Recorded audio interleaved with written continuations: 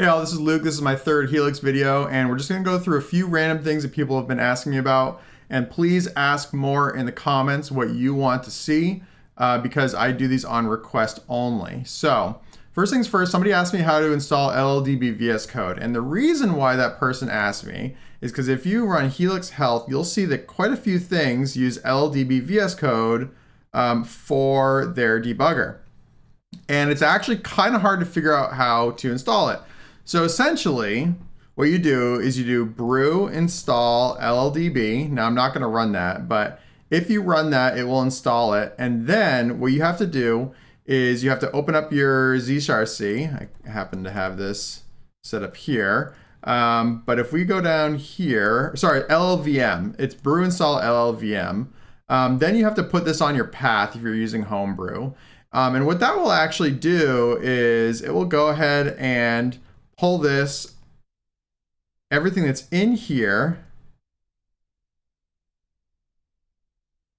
and it's a lot of stuff, and you'll notice that there is lldb-vscode. So that's going to be brew install llvm.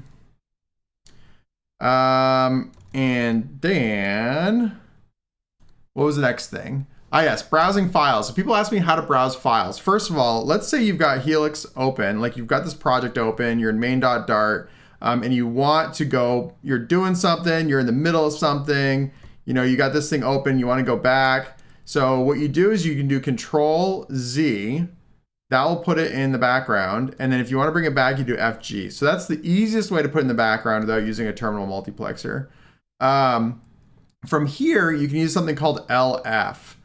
And lf is a great way to browse through files to try to figure out exactly what's going on. It uses the same keys that we're used to from Helix and Vim, and you can get in, you can move things around. So let's say we wanted to move this collision routing file to that web directory. We can press D to cut, or sorry, we press, D to cut, and then we go here and press P to paste. So we're gonna cut that and paste. So you can see we can move that around. The other thing we can do is we can rename it. So we can rename it to something like that. That's a quick way to rename stuff. And then if you want to delete something, you can come in here and you can select it. And then you can do :delete. It'll ask if you want to delete it. You can hit yes. And so that's a good way to browse files if you don't want to use the fuzzy finder. That's using the command lf. Now we've deleted that thing, we want to get it back. What do we do for Git integration? So I use lazygit. Another good one is gitui. That one's a lot faster and it works better on big projects. But we'll talk lazygit for now because I think it's the one most people will use. And you'll see here it shows an interface similar to what you might experience from something like a VS Code like Git tool.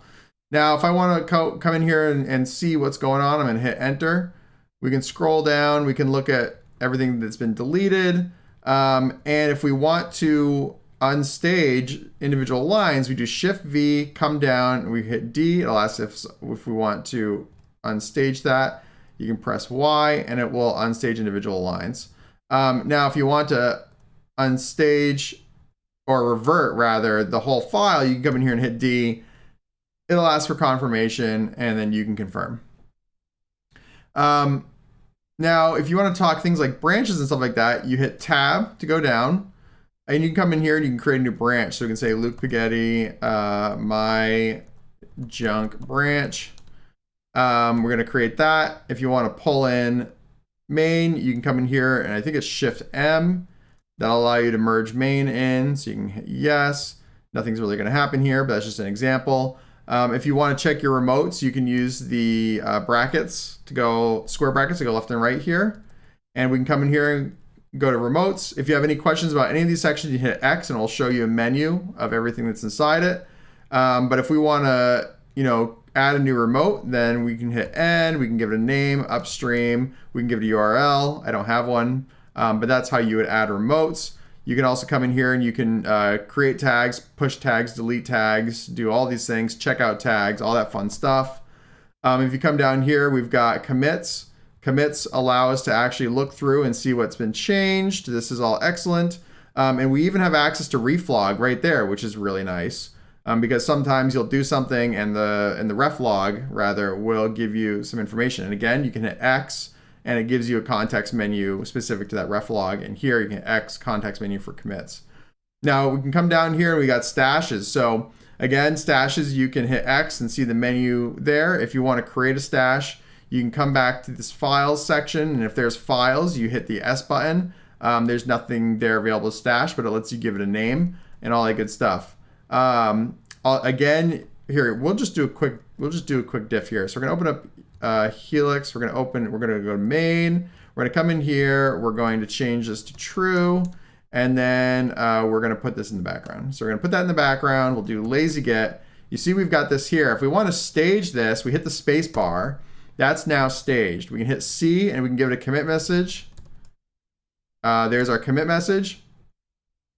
And then, we wanted to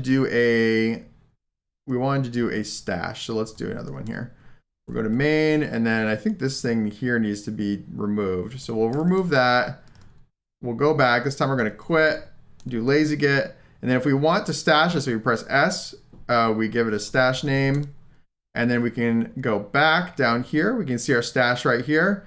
And then we can either pop drop or apply. I'm going to actually pop it. So that's a G. Asks if we want to pop it. There it is. It's been popped. And now I'm actually going to delete it because I don't need it. Now I'm going to try something that I did not plan on doing. I'm going to try deleting this and see what happens. That commit has been deleted, and I believe that should be reverted. Let's see what happened.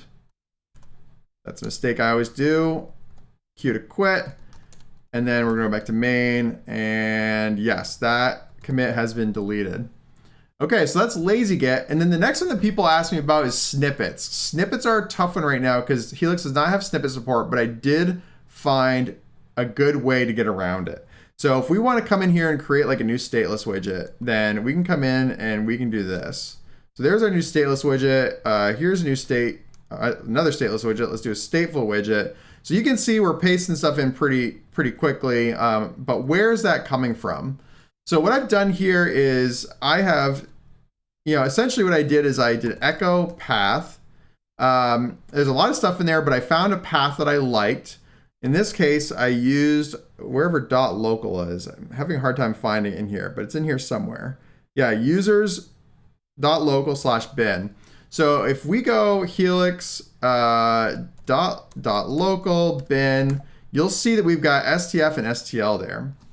So what we're going to do is we're going to come in. I'm going to actually CD in here, and we created a new snippet by doing touch. I'm just going to make this up. This is nothing but touch STA and then chmod plus x STA, and then you would come in here and hx STA, and then you would put in a bunch of echo lines for your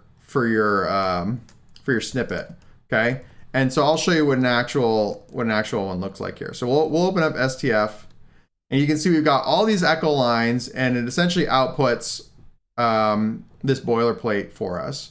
Now, what you'll notice is that when you paste it, it didn't do like the thing where it selects all the text in order for you to change it to your own custom name.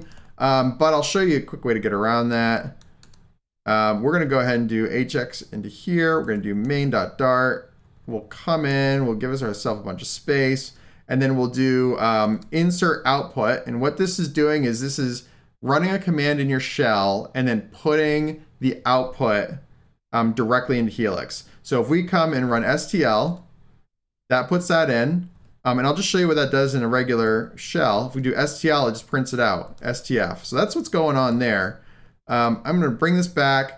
We pasted this in. Now what do? We got this my stateless widget. Well, I'm going to come in and I'm going to do MIW. Then I'm going to do a *VN. And I know that's a lot. It's just what we have to do for now. And the good news is that once you get used to it, it's very easy. And what we've done there is we have, I'll just run through that. So we select this word. We copy it to our, I'll call it the search register. Then we go into select mode and we search for the next one, which creates a second selection, like a second cursor selection. And we can just keep hitting N, and it's just going to keep selecting those two. Now from here, we can come and we can say, we can give it our regular name, so foo widget. So that's how I would typically do that. We'll try it with the STF and see what we think. So we're going to output STF. We're going to grab this guy here, up here. We're going to grab this guy. So we got all those, and we'll say bar widget. So not perfect, but it is solving the problem. While we're here, I'm going to show you a cool example of chaining. Let's say we want to get all of these items.